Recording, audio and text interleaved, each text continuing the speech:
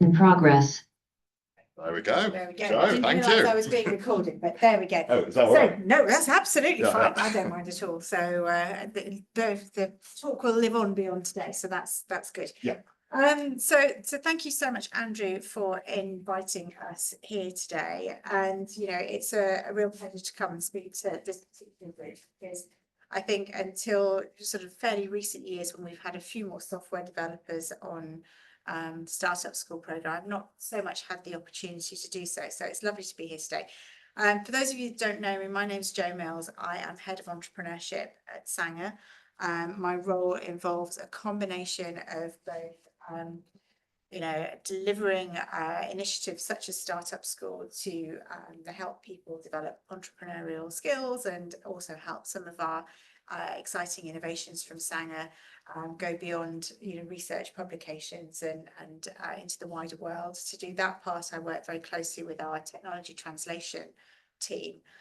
But the other part of my role is to manage the Biodata Innovation Centre, where we have a number of quite often computational organisations and entities that are part of our community of organisations on campus. So we build that community up there. Coming here today to talk to you specifically about Startup School, as Andrew mentioned, and as I said, Startup School, we actually launched during the pandemic. So we've just completed our 5th iteration of Startup School. And I would say probably over the last 3 iterations of Startup School, we've seen more and more software developers get interested in the programme and actually join us as part of the cohort. And 3 of the folks that were on this year's cohort that we've just completed are in the front row here. So Andrew, Bo and Manpreet. And I'm not going to do this solo for the next hour. I'm actually going to get these guys to do the talking as well. So I'll introduce and say a few words about Startup School. Then I'll have a bit of a discussion on some parts of it with these folks, and they can share a little bit of their experiences, a little bit of some of the ideas that they were working on during the programme as well. And then we'll wrap up at the end with a bit of Q&A. And at that point in time, folks on the screen, at that point in time, I'll take my slides off so we can see who's there. And then we can invite questions from the whole audience. Is that okay for everyone? Cool. So Startup School, why Startup School? So Sanger, as you know, is quite a mission-driven organisation, and the aim of our work, generally speaking, over translation and entrepreneurship, is to try and get the technologies, the pieces of science, the products of our research, if you like, out into the big wide world, making a benefit to society. So Startup School is really built on the back of that mission. And what Andrea and I kind of believe, and others in the team, is that if we can unlock the entrepreneurial potential in folks like yourselves and others across Sanger, we can enable that science, better enable that science to benefit the society and the scientists and others like yourselves to explore different career development opportunities. So that's really where we come to it from. And prior to launching Startup School in 2020, we actually had a number of conversations just before the pandemic, actually, about what an entrepreneurship program might look like, what people are interested in, and so on and so forth. And Startup School is what came out of it eventually, when we realised we were going to be working at home for a very long time. We originally launched this as an online program. I'll talk about it a little bit later on, but you'll have seen the survey that came out in the last week or so. We actually run that every year just to keep tabs on how people are feeling about entrepreneurship and what it means to them and so on. I invite you to complete it. But we started off with that to try and get under the skin of, our colleagues across the Institute and across Emberley BI, because they come to Startup School as well, people from there, and to help us design, what we include in the program, the way that we manage it. So we do tailor it to people's, what people are after. So what is Startup School? So we run it as a program over a period of about 6 months or so. We usually start sort of mid to late November, finish early in May. Over that 6-month period, we have 10 sessions in total, and I'll share a little bit of what those are. And over those 10 sessions, people who join Startup School have an opportunity to meet and network and hear from some really quite inspirational speakers and experts from across the ecosystem in Cambridge, specifically related to genomics and biodata. They also have a chance to be part of a team to work on a real idea that's genomics biodata based, and we take a very broad view of what those ideas are. So people can apply to the program with an idea, they apply without an idea, we help people form teams, or if you're already a team working on an idea, that's fine too. We have a pool of mentors, and we'll talk a little bit more about those in a little while as well. And we assign a mentor to each team, if you like, working on an idea.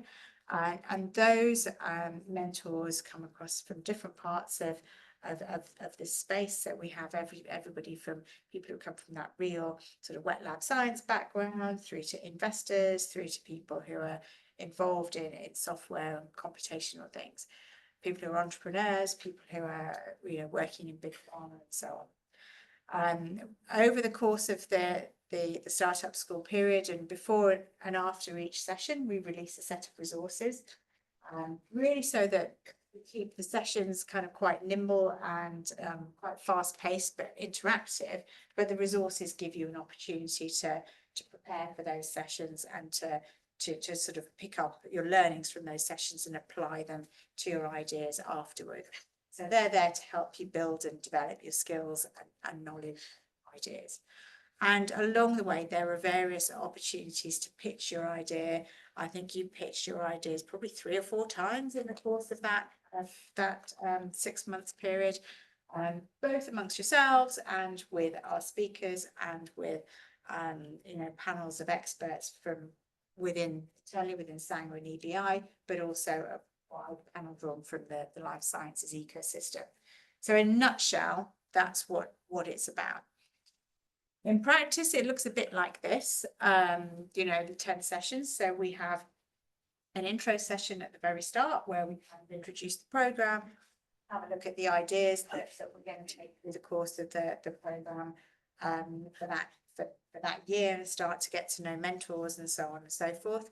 The grand finale at the end is where you pitch. And Andrew, I think you brought some of your team along to the grand finale to watch you pitch last year, which is very brave. So some of you will have had slight exposure to that.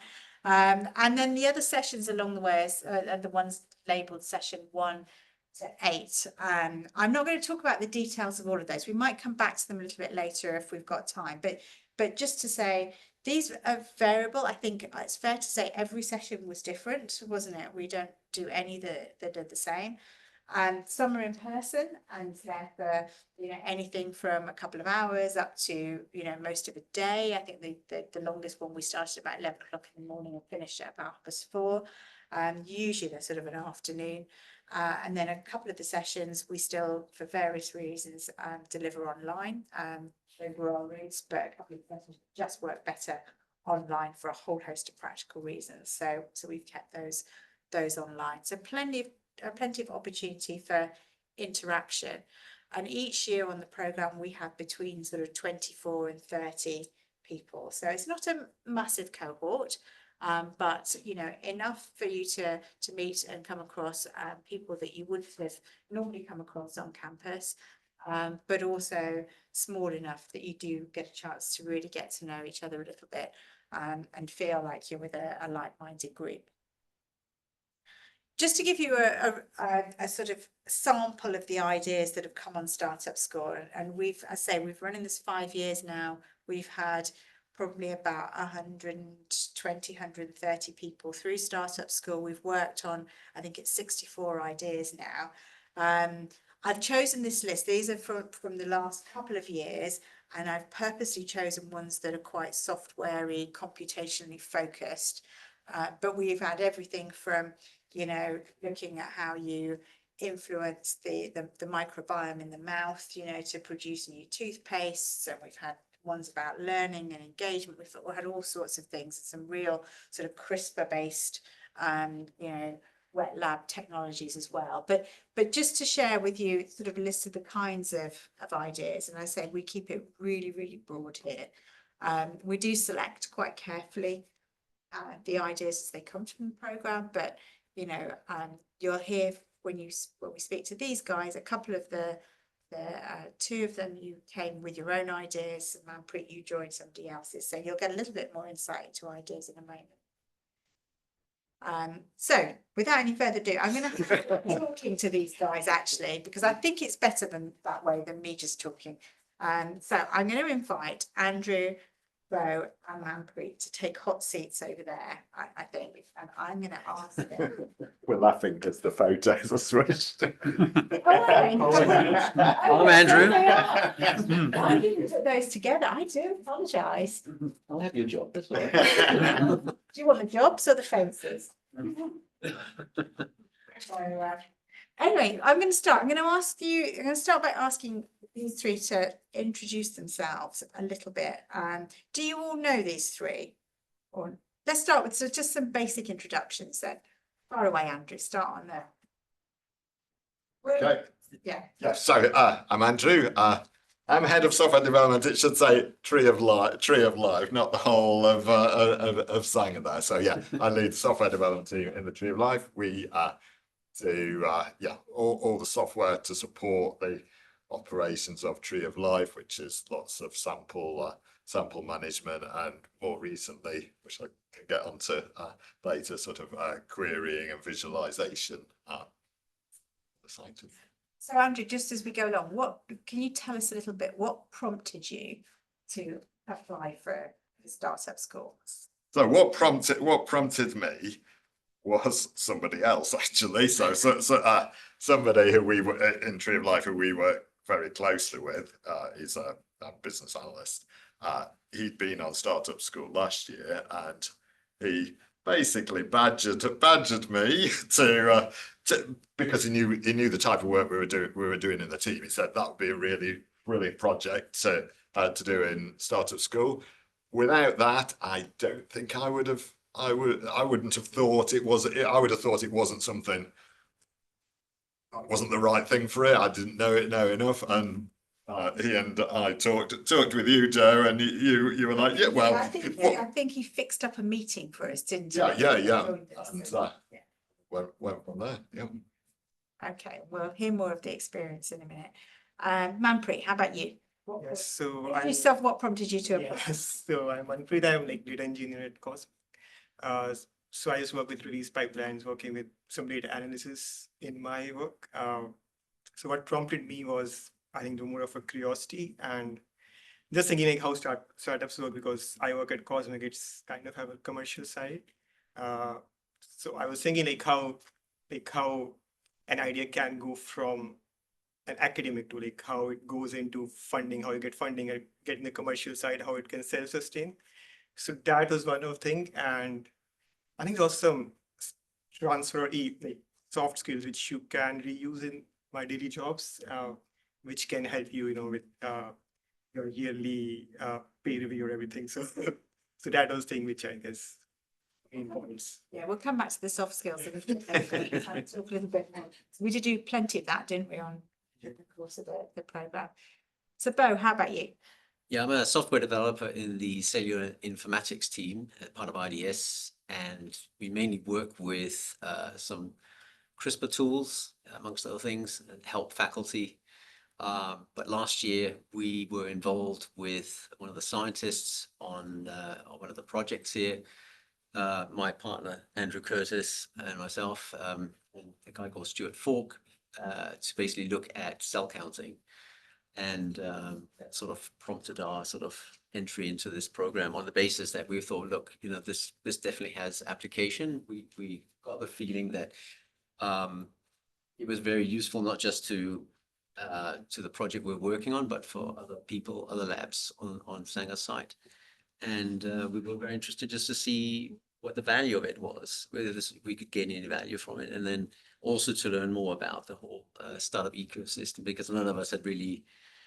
We're not, I mean, even though we work in the life sciences, we're not experts on the sort of ecosystem around it, as it were. Fantastic. And I was actually going to ask you all a little bit about your ideas as well. And without wanting to sort of take you back too much, I've dug out your slides from the grand finale. So this is what Bo's team talked about at the grand finale. So Bo, I don't know whether you want to dig us a little bit more into that idea, and you joined it with yourself and Andrew and Stuart. So as I said, people could apply to Startup School either as a pre-formed team or with an idea or without an idea. We've got examples of all three here. So tell us of the pre-formed, tell us about the idea a little bit more, and the pre-formed, how it worked with the three of you working together as a team on this. Yeah, so I think I guess the real value add here is that we had a scientist working with software developers. So a wet lab scientist who understood how the lab environment works, working with us as a software team to sort of make something better.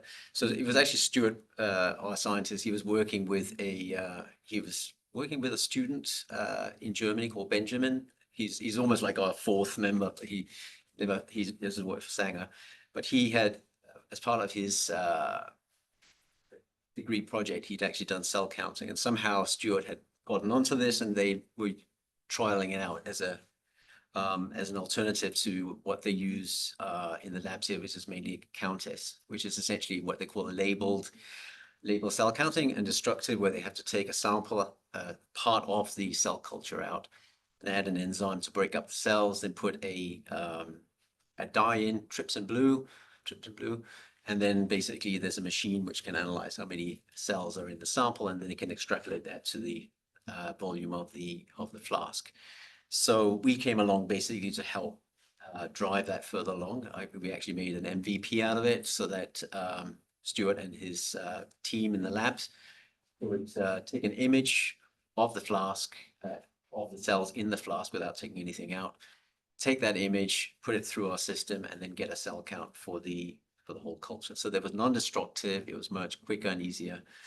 And that's where this comes in. So it was really kind of like there was no gold standard for high throughput cell counting, meaning that most of the cell counting is done using some form of labeling or removal of cell culture, specifically just to do cell counting. So it's destructive.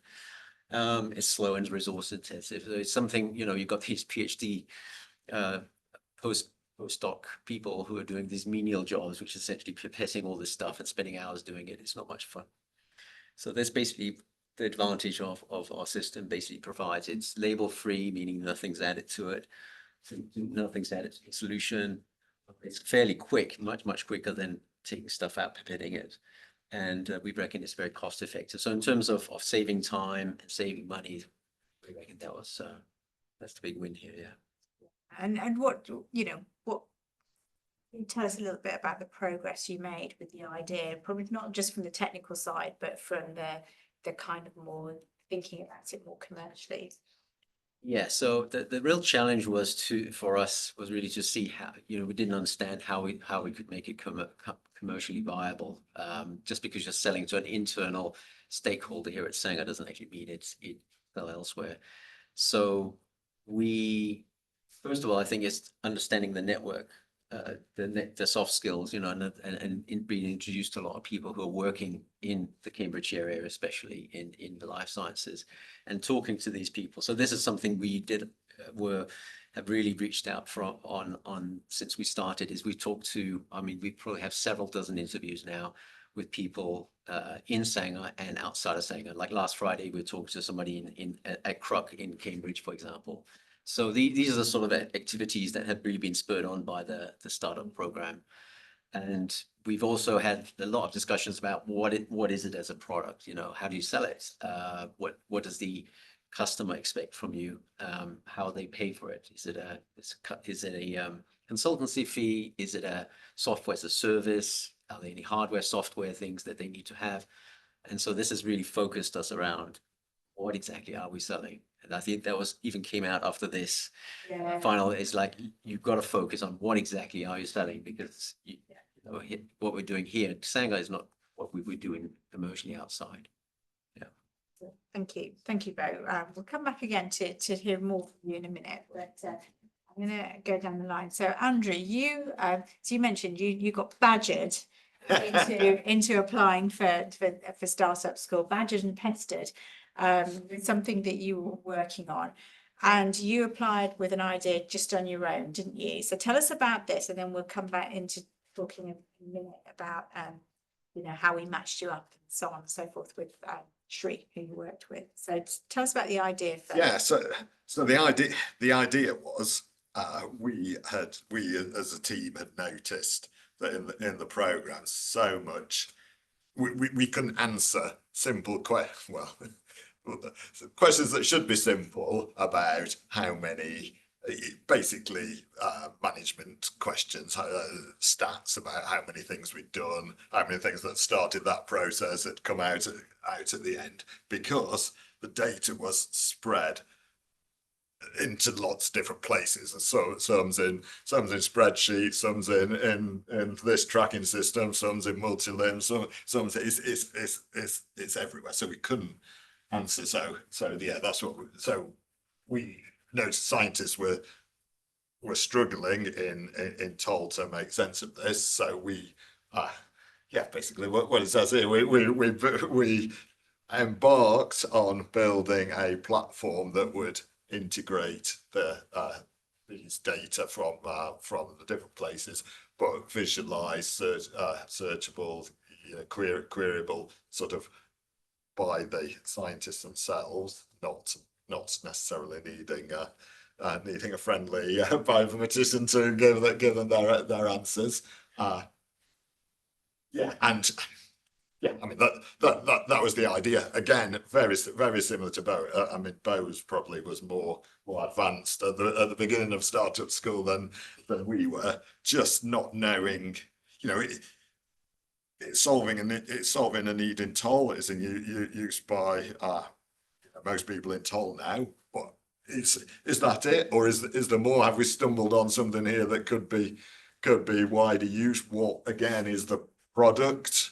What are we selling? Is it a software as a service? Is it, and you know, I don't know. That was where we were. Yeah. And when you applied just on your own. So yeah, Andrew wasn't applying as part of a pre-formed team. Tell us a little bit about what you were looking for, because we always match people up into teams of twos, sometimes threes, but more often than not twos. So what were you looking for in a buddy to join you on this quest? Yeah, I mean, it was investigating this question of what the product needs to be. So someone who, you know, would understand from the software side, but also a bit on the commercial side as well. And I don't, we're going to talk about mentors as well. Oh, right. Yeah. So I was matched with someone from EBI who is a data scientist at the EBI and understands the sort of big data side of things. And we matched you, didn't we? After we had a little event before the startup school started, where everybody who had ideas pitched the ideas, and it was there really to help match together the people with ideas and the people without ideas. And I think you talked to several people, didn't you, along during that session? So yeah. I mean, it was a mutual thing. I don't think anyone was placed with. I think both people with ideas and the people who wanted to join the team could put preferences, so you weren't sort of forced to do something that you want to do. It was all very mutual. Yeah. And how did you find working with Shri over the course of the? Yeah, I mean that was good to have. Because obviously the whole team sort of day to day are working on it, but it was good to have external sort of perspective. You know, someone who hasn't seen it before going, have you thought about this? And I think in startup school sort of made me and the team think about what we're doing as a product, not necessarily, which has improved it. You know, even if nothing else happens, we think of it a lot more of a product now, sort of a finished thing, rather than things hung together and it needs this going, and you know, complex web of interact, you know, stuff going on there. But very product, how could someone approach it and sort of self-serve what they need to do rather than, you know, a big development timeline for getting things done. Fantastic, excellent, thank you. Manpreet, you were the opposite, weren't you? Because you applied without an idea and came to the matchmaking event. So what kind of ideas were you looking to join, or were you fairly open? I can't remember. We asked. Yeah, I think we had a bit chat right before. Yeah. I was thinking if you're okay with having from working with scientists or so, like I was saying, like I just need to contribute, so I was fine with. Because I do work with scientists in my work, so I do enjoy working with them. So I was just okay to like contribute from my side because it's with idea, I guess you learn better the commercial like things, how you can commercialize something, and it gives you a bit platform, I guess, if you don't have an idea, the skills. So yeah. This was the idea you worked on, wasn't it? So tell us a little bit about this. Yeah, so I worked with Tanya. So she had the idea of, I think she's from Celgene, and she worked on this for, I think, 3 years project. And it was on like glioblastoma, which is like a lethal cancer. So like 300K people worldwide, they die from a cancer, and like there is, like all the clinical trials over like the past decade had failed. So in her team, so they had generated a lot of multi-model data for glioblastoma, so which we were thinking which could help in the treatment phase if we are able to somehow link that data together, and if it can make sense for our end users, which were like clinicians and maybe pharma later. Yeah, so I think we were very open initially. We had some different ideas. I think when Tanya came, I think we shared a different view of what we wanted. But later, I think when we went to the customer discovery phase, we had chat with some clinicians. You know, in one session, we come up with what type of questions we should ask to our users, like what they want and what we think they need.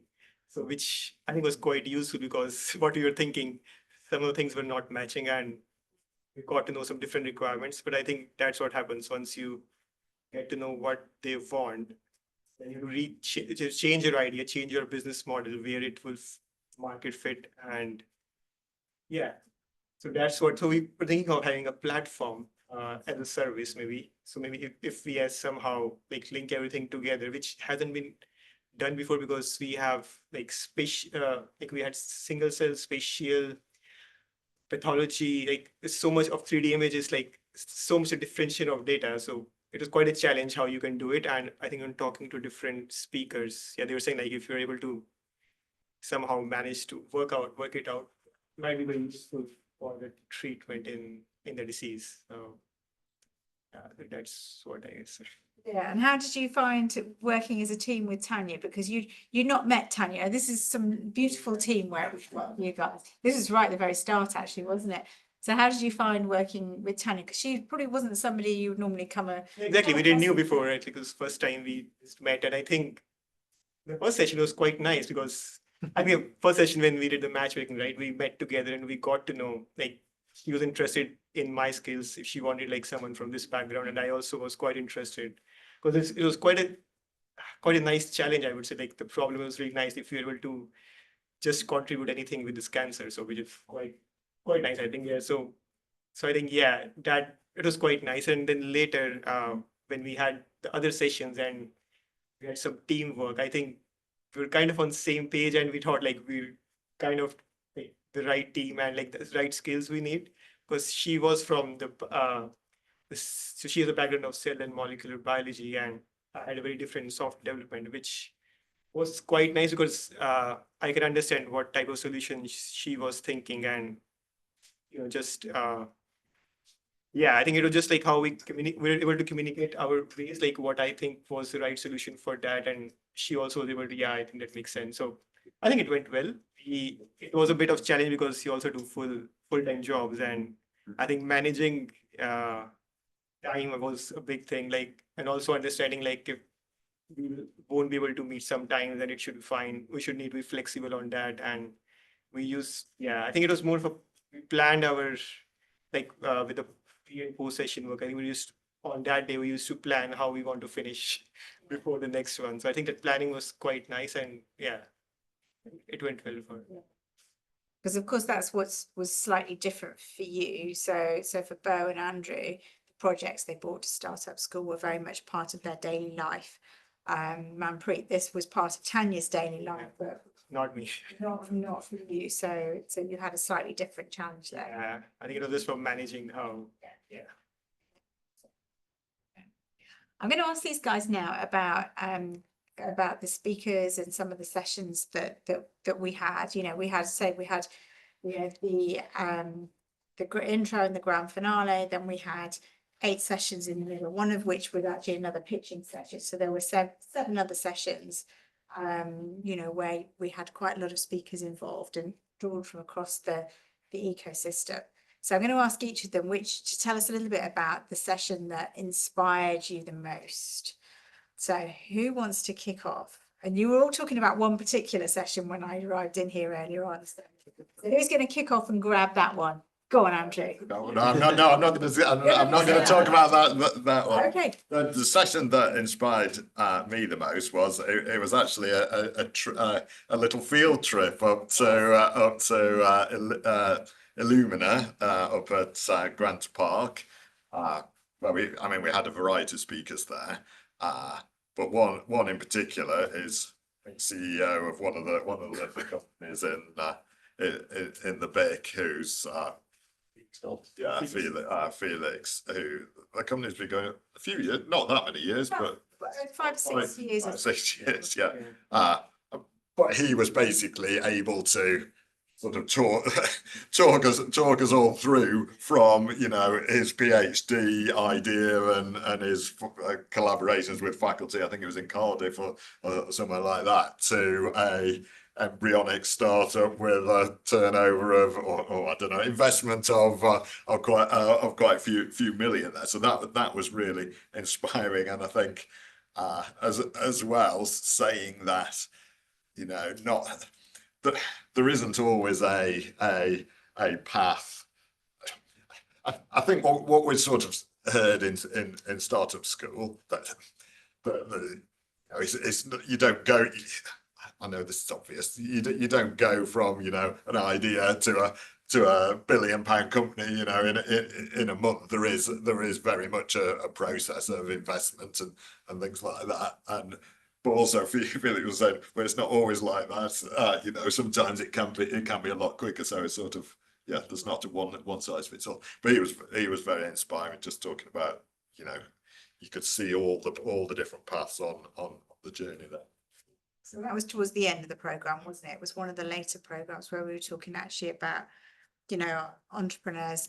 You know, it's very hard if you're, you know, on your own. You really need to gather support around you to make you know, some kind of business or commercial offering out of these things. And we talked a little bit about finance you need. We talked about building a team around the idea. We talked about how do you leverage things like accelerator programs and other things that are going on in the ecosystem. And Felix was chosen to join, or I was invited to join us, really to say, well, actually, if you're the entrepreneur doing this, how do you manage that? You know, how do you manage having to build a team, raise money, you know, go through an accelerator program, find customers, all of those kinds of pieces, build partnerships. So he talked us through his story, really, the story of Breakthrough Biosciences over the last 4 or 5 years. So yeah, so it's great to have him involved. I'm glad he inspired you. And actually that picture was taken at Illumina. Yeah. So not this year, it's from last year's program, but that was taken at Illumina. That was one of the other speakers actually who was from Illumina itself. So they gave us an example of a project that had been a sort of entrepreneurial endeavor. It was actually relating to something they did during COVID. So that was quite exciting. Who wants to go next? Bo, go for it. Sessions and speakers. Yeah, well, we're going back to Jason Mellard.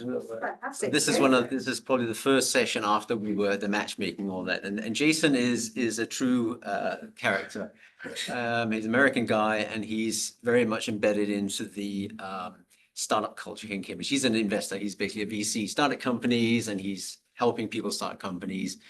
And he was just basically talking to us about the ecosystem, the life sciences ecosystem in Cambridgeshire, Oxford, I guess, and the UK and the US and so forth. and very interesting, very inspirational guy. And I think this is partly, a lot of the speakers have been very inspirational in the sense of the energy and the enthusiasm for creating new things, basically creating new businesses. So that was the highlight, I think, for me. And it was a great speaker to have at the start, because he's the sort of guy who's like takes over the room and just like wows everybody, go like, well, this is what you can be, But obviously, being in the startup is much harder, and a lot of them don't make it. I mean, but he's got this sort of modus operandi of just keep going at it. And I think that's that sort of positive energy he has in terms of just keep going. If something doesn't work out, well, that's a lesson learned. Let's move on to the next one. And that was very much what he stood for. And I think that was very good. Yeah, so that was a very different kind of session. So the session that Andrew talked about, we had these 5 speakers actually, over the course of the afternoon. We had a bit of interaction at the end where we groups, but for that session with Jason Mellor, that was actually the first full session. So it was a half day, and Jason was one of 3 speakers. So we also had a gentleman called Andy Richards, who is, quite like Jason, quite a leading figure in the Cambridge ecosystem here. And then we had a lady called Orshi who is actually a lecturer in entrepreneurship at University of Cranfield. I worked with her for a number of years, and essentially I sort of handed it over to her to facilitate a conversation between Andy and Jason, and she added bits as well, because she comes from much more the mission-driven impact side of things. And I think you'll agree, we did have some interactive piece. You were sent out to do one really tough challenge, I think, and then to also think about your ideas a little bit as well during the course of the afternoon. But I think what was great about that session was the fact that Andy and Jason sort of did a bit of a double act and really talked through, why, what does the landscape for innovation and entrepreneurship look like in the space that we have here? And why should folks like this and the others who run the program, be involved in these sorts of things, and what can you do? And I think the nice thing, actually, and I think, I know we discussed this afterwards, Andrew, but a little while after, is that, although they are quite well-known figures, they were once like these guys, and they've gone back. So as role models, they're a little step ahead as well, maybe a few more steps further on than Felix is, but they'd all been through that process. And I think, Can I also add that Jason Mellard owns the Lab, which is a cocktail bar in cocktail bar in Cambridge, and that wowed Andrew, especially Mike, our partner. So yeah, Have you visited it though? I haven't actually. I walked past it thinking, if he's there, maybe he'll give me a free drink. I'm not sure I will go in there one day. Wine bars aren't my thing really, but yeah. There you go. And he wanted to name it pub bed, I guess. So I remember a story, like they met in a pub, like for an idea, like they want to open it, they wanted to name it pub bed because Yes. the other part Yeah, that's right. But they ended up with a lab. Yeah. So Manpreet, which were the sessions? Yeah, these were 2 definitely. I think the other one was from Fiona. Fiona Nielsen. It was similar, like she also shared her journey, she was a PhD and she started Repositive, I think, the portal, which was which collects the genomic data which you can download. And I think the story was, it has so many ups and downs. Like they had a really struggled initially. They were not able to make much money. Initially it was very hard, but then they made it online. And I think it was initially focused on academics, but I think they they were struggling to get the money, but then they had to change their business model to making into some cell models or something, which the pharma companies, they were requiring, and they were thinking if they can get some money from there and get it going.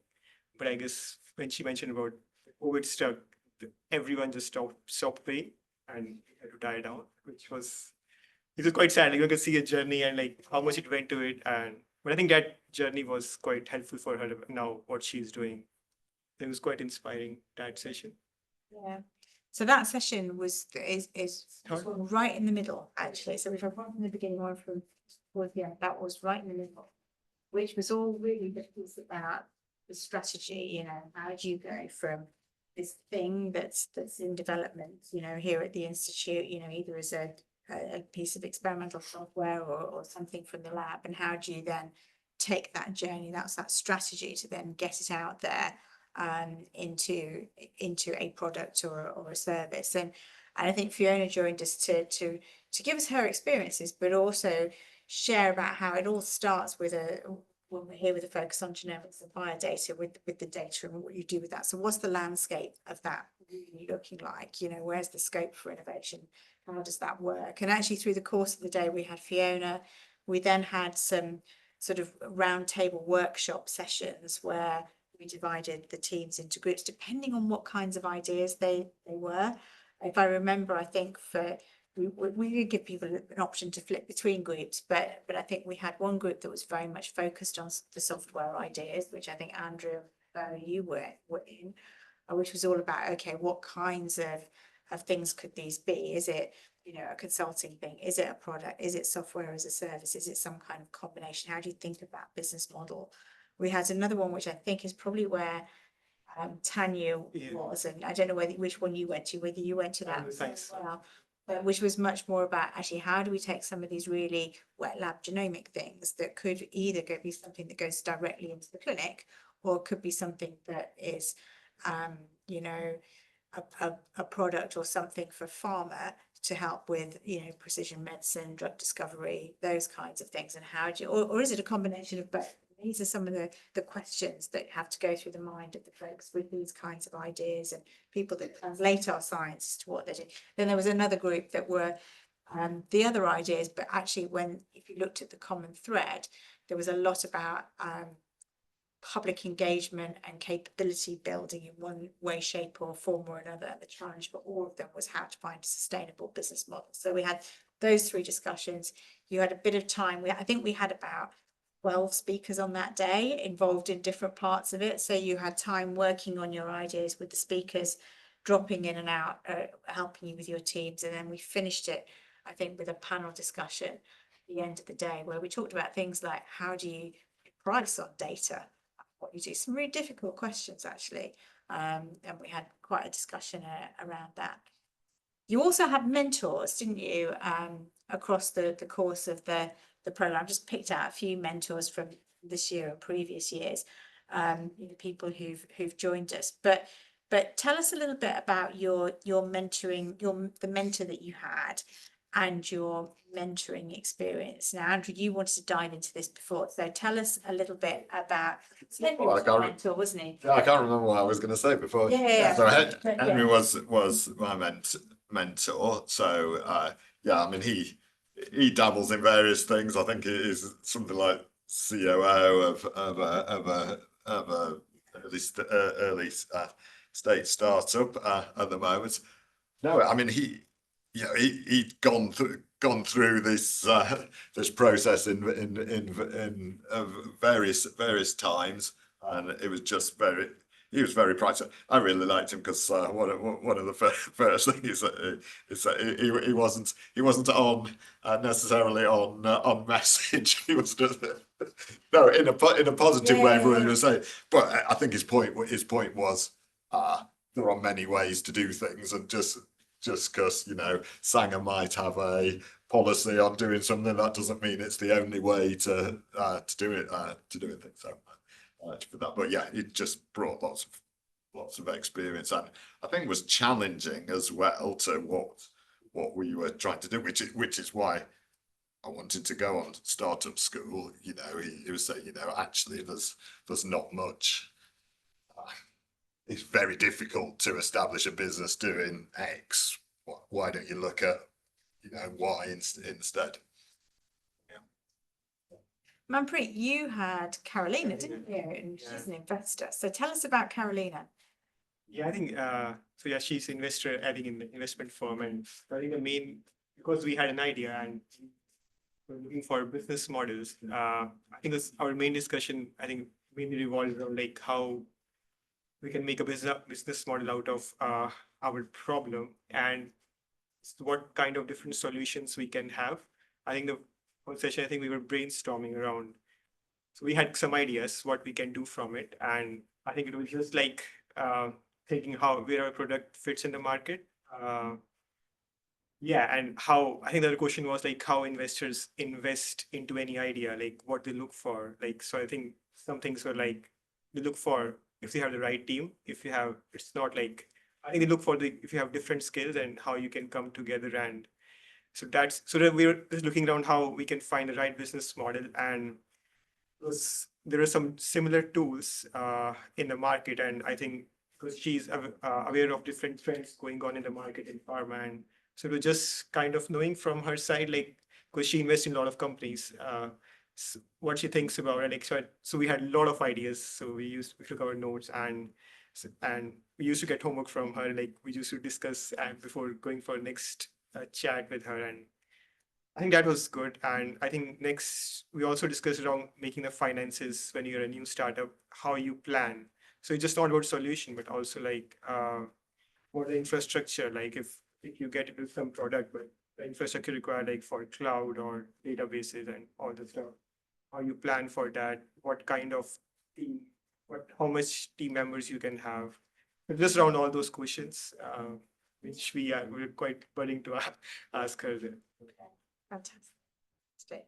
And I should say we spend as much time thinking about how we match the mentors with the teams as the matchmaking to build the teams as well. So they have an input into who we assign them to, because each mentor adopts a team. There's also a pool of other mentors, and I think some of you drew on some of the others as well. So I think also there was someone from translation team. I think yeah, I had one chat with someone. I think it was quite nice, like how if you have an idea, how you can really go into a spin out, how we can work with the translation team on that. And also I think different sessions, because you have networking at the end, you can just chat with as many people and just get there.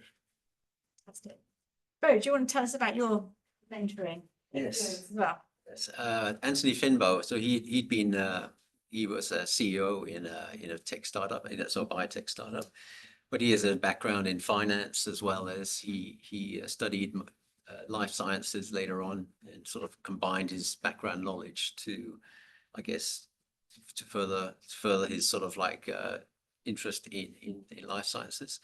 And he was very good. He was like devil's advocate. I mean, I guess we're pretty naive because we're inside Sanger, we're in a safe space, and he's like talking to us a little bit about, like, if your product is out on the market, what's the value here? What are you going to charge for it? How are you going to execute this? What is your execution with the customer? Is it just literally they sign up online and then do stuff, or do you have consultancy work and stuff like that? So he was very good at focusing us on the business side of things. He took us through something called Vivid Vision, which he champions, which is essentially instead of looking forward from this point onwards to how you're going to be successful in the future, you take it the other way around. You say, okay, look at 10 years ahead, where you've got a successful company. What were the building blocks to getting you to that point? Which is kind of the same thing, but when you look at back rather than forward, then you actually get a slightly different perspective. So yeah, he was a good guy. Yeah.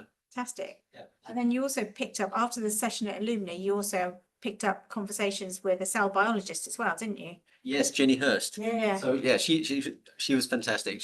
I was going to say she was a great speaker, but her talk. Technology Oh, fed. God. She was a great speaker, but yeah. Great speaker, but her slides refused to work, and she was essentially just. I mean, it was pretty tough, but she did her best.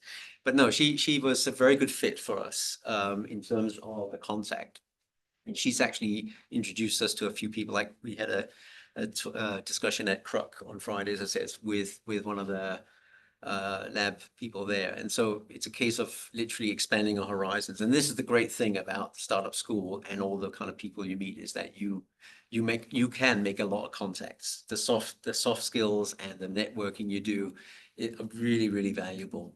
So yeah, Jenny is definitely Kim says we're going to go and see her. She runs the incubator at Babraham. And we're going to go and see her, I think, in a couple of weeks or so. Yeah. Just to talk quickly about mentors, actually, we ask people when they apply for startup school, what do they want to get out of the mentoring? Because this is not just a resource for startup school ideas. You've got these new contacts, you can use them for many other things. So I think we ask everybody on the application for, we give a number of options, and people tick what they think they might like to have conversations with these kinds of people about. And we share that data every year with the mentors, so they're aware that actually the conversations might not just be about the startup school idea. Actually, people might want to have conversations around career development and generally reaching out to networks. You all mentioned soft skills, I think, in amongst the time. We did quite a lot of that. We did pitching, we did networking, we did storytelling, we did all these other things. I think they're possibly not naturally in the comfort zone for a lot of scientists, and possibly not for software developers either. So just very quickly, did we push you out of your comfort zones on these? Did we do it in a nice way, or was it a complete nightmare being subjected to how many people can you network with in half an hour? So to tell us about your experiences of the soft skills thing, just a quick couple of comments. We are running out of time. Well, Andrew, go for it.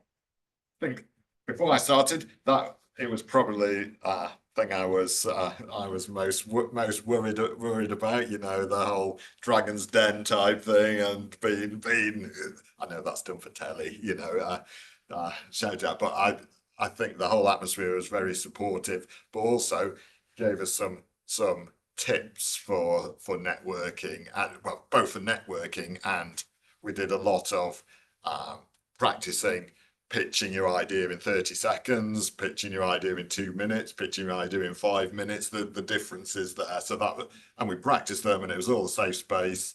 So yeah, it wasn't too scary.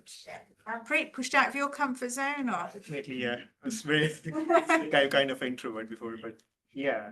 I think it's nice to just learn those skills, right? Like if you want to pitch an idea, I think in a session from Kate, we had I think we were trying to, because our idea was very science heavy, that we were, I think, not able to communicate as well with people before. I think after the session, I think the structure she gave, how you can just pitch in 2 minutes, how you can just focus on the problem initially, and I think which made quite an impact, because we can see a difference when we meet people before that and after. They were able to understand the problem, because if you're very science heavy, it takes very long to go into each details, but doesn't much come out of it. So yeah, also I think tips for networking, right, from Valentina, I think, because how you can maintain a relation over a long time, right? How you can message someone to stay in contact, and how you can thank them, and how you can build over a long time. I think that was quite useful. Right.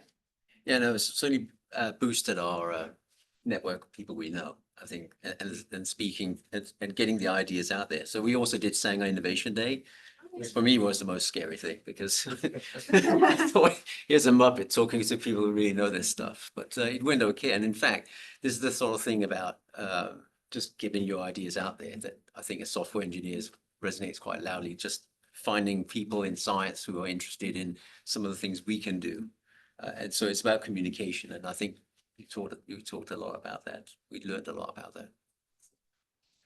Thank you for all of that. I'm going to ask you one quick question for anybody that's in here and on the screen. We'll come to any questions you have in a minute, but just quickly, what's the sort of advice you would give for anybody in this room or online, or another software developer who's considering startup school for this year? Maybe they're not considering it yet. This might have just piqued their interest. What advice would you give? I would say it is for software developers as well. It's not something that you should discount. It's not as scary as it might seem, and I think you will learn lots, and you'll be able to bring that back into your role as Sanger, if nothing else, or you might be it might be a springboard to something completely different. What about you, Manpreet? Yeah, I think I would say validation of your idea. If you have ideas, in software we have a lot of solutions to some problem, but I guess if you want to validate before going out, right? We can do a lot of code and make some solution, but I think making it as a product, right? How it can sustain on its own and can impact a lot of users. We have, I think the first session we had this $1 billion challenge. Yeah. You can see how we can reach 1 billion people and can make that much money. I think we also came together two ideas coming together, and how you can reach that thing, and also before getting out of market, how yeah, I think the business model is the main thing also. Yeah, just validate with like if it makes sense, like this is what users want. It's not just like we think they will require. But I think like we have some examples like we had a solution and it just went out, but then people thought about how we can make it self-sustainable, and but it's not possible, right? Because it's in the now in the public, and yeah, it's really hard like if we not match what the want and the need of the user. So that's one thing. So, final quick top tip from you. Yeah, I think it's really valuable for software people because a lot of the, especially a lot of the scientists who came to the, didn't have a team and basically pitched an idea at their startup school. And it being a software engineer, you quite naturally sometimes find a fit because it's a cross-team collaboration, which is really powerful, I think, different kinds of people working on this, on a problem. So I think that was really good. And yeah, we're still developing our idea. I think it's, if you have an idea and you've got a team together, it's fantastic. But if you're individual and you're interested in this, go along, because you can definitely be matched up with somebody and you'll learn a ton. So thank you all. I'm going to open up for questions, but before I do, just to say there's a code there for the survey. If you've not filled it in, we'd really love to hear your thoughts. So please do take that. It's open actually till the end of August. I think it's out for a little while, but please do fill that in and tell us what you think about entrepreneurship in general. Any questions from inside the room? And then I'll come to you, screen folks, in a moment. Anything that you want to say? So for the output of the sort of projects as such, was the actual presentation the output, or was there actual something more tangible? So I was essentially you basically you're doing your pitch. I mean, your final pitch is really where you end the year, right? So it's basically collating all the sort of ideas together, all the input into your idea basically, and you've changed it over time, and then you're pitching to a bunch of people as if you're pitching to say, look, will you give us money? It's, I guess a future sort of pitch, but it's kind of getting to that stage, yeah. But I should say that we've spoken to all of you since, so I'm aware that for all three of you, the ideas still continue. So it's not the end of the story. So that when you do the pitch, and you do a one-pager as well, where you have a little bit more information. But actually, it's almost the end of this phase. There's more to come quite often. So, another question here, I think. Well, I was sort of going in that. I don't know how many of you are going on to raise your millions in VC funding and become a unicorn company. Well, no, yeah, no, I mean, not. I don't know. I mean, we'll see. I mean, Yeah. I think that's Too an early ideal to answer scenario, that. but I think it's not ideal world, so it's a long journey, I guess. Yeah, I think the problem with us is we have the idea definitely has legs. It's just a question of how much money people are willing to pay for it, and that's why we're still doing interviews with stakeholders internally to Sanger, but also especially with outside labs, because a lot of these, especially research labs, don't have huge amount of money. They're focused on just doing what they're usually doing. They not necessarily want new things. So that's where we're trying to find our legs, trying to find out how much substance this idea has. I think just you raise an important question, or an interesting question there.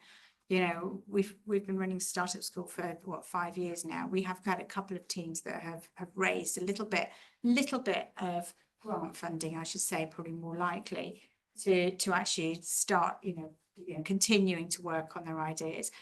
I would say any ideas in this space are not necessarily quick ideas to execute on, in genomics and biodata, especially the more genomics ones. It's years worth of time. But we do have a number of ideas, even from the very early programs, that are still, continuing on and being worked on. I guess in terms of impact, probably what we've seen more over the years, and I every now and again I sit down and I sort of track all our alumni from Startup School, and I look at what they're doing now, and I was looking back at the folks that finished the first program, so that was just over 4 years ago now, and actually 75% of them have gone on to get a job either in a startup or in industry. And for some of those people, when we spoke to them at the beginning, so just before they started the program, that was not what they were thinking they would do. You know, there are a few that are still at Sanger. There are some that have gone on to get other, you know, academic roles. But the biggest shift we see is actually in people's thoughts about their career journeys. You know, and I do remember one postdoc actually from that first cohort, when I said to her at the start, I said, "Oh, what's your plan? What are you going to do after your postdoc finishes?" And she said, "Oh, I'll probably get another postdoc, you know." Fine, okay. And then about a year or so after she finished the program, that postdoc was coming to the end. She bounded up to me. It was in the conference center. She came bouncing over to me. She said, "Joe, I'm so excited. I'm so excited. I need to tell you something." And I said, "Oh, you know, what's up?" And she said, "I've got a job." She said, "In a startup. There's 2 co-founders and there's me, and I'm the principal scientist." So you know, so you do get things like that. And I caught up with another alumnus from Startup School last week who now has quite a senior role at GA4GH, you know, and she was on the program, and she's gone on to do her own little startup, to do some consulting for people, but also to work in another organization, you know, after she left Sanger. So I think people, the impact is probably more likely on career, especially at the moment. The environment for raising funding for anything is horrible at the moment. So I think we have to manage expectations on that front. Any more questions in the room? Yeah, go for it. How is the transition from, I mean, presumably we are employees at Sanger. When these ideas that I assume are worked on our free time, at which point do we transition into the startup, and is there any help in moving from employee to how does that work? Absolutely. So you know, as employees of Sanger, you know, the ideas that all of these worked on, you know, the ownership of the idea, you know, rests with Sanger. But you know, we work very closely with our technology translation team for a reason. And you know, we involve, I think one of you mentioned it, actually, Manpreet, you mentioned it, I think. You know, actually along the way, one of the first sessions we have is around intellectual property and, you know, ownership of ideas, freedom to operate around it, and patents, and all of those kinds of things. And immediately after that idea, at that session, so really early on, we connect each team with a member of our translation team. There's no one size fits, you know, I don't have any straightforward answer of this is when it happens, you know, because there's lots of shades of grey in the middle. But the best thing to do is to take up that offer of the translation team, have an early conversation, and they will be able to share with you, you know, the way forward. And it could be different for all of these ideas depending on what the output is and where it goes to, you know, where the IP originated from and so on. I wasn't thinking of the IP, more like the contractual aspects. Okay, Like yeah. you have like a secondment into the startup, and then Yeah. or is it one or the other? That's another conversation that needs to sort of start there case by case. So, but yeah, I mean, if you're going to go off and get a job into a startup, if it's a career thing, then you get a job. But if it's something, an idea that you're working on here, there's a bit more negotiation around that. Any other questions? One more here, and then please put hands up for those of you on screen. I can't quite see, but if you've got questions from people who are online, we'll come to you in a second as well. But question here. Just one quick question, because we're talking about software developers, and they have you touched upon topics of open science, open source softwares, Yeah. and IPs? Because those are IP and open source seems a little bit conflict. You can have either or. It does as well, and that's the other reason why we have the session on IP very early on. And one of the questions and things we discuss is around open source. So there are ways to innovate around it. And actually, I think somebody wrote a blog on this a little while ago, or we were certainly talking about writing a piece. I think it got published, which is very much actually how they can sit together in quite a complementary way. So yeah. So, but you raise an excellent point. So thank you for that. Anything else in the room here? No, anything from the folks online? We've got Ash, we've got Jessica, we've got Helen, we've got Zakia and Jingwei. Anything online for you guys? Any questions that you want to ask? No.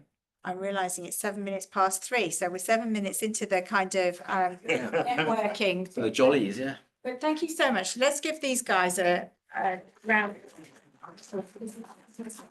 Their experiences in a different way, so that's fantastic. Oh, you've even got. Oh, thank you, Helen. So thank you very much. I'm going to come downstairs with you guys for a few minutes and tea. If that's on offer, then I'm happy to chat more. But you know, just get in touch with myself or Andrea. You know, if you want more information, or speak to any of these guys, and they'll put you in direction too. I'd encourage your team, the people who aren't here. Fantastic. Thank you very much, Joe. Thank I'll just press stop on the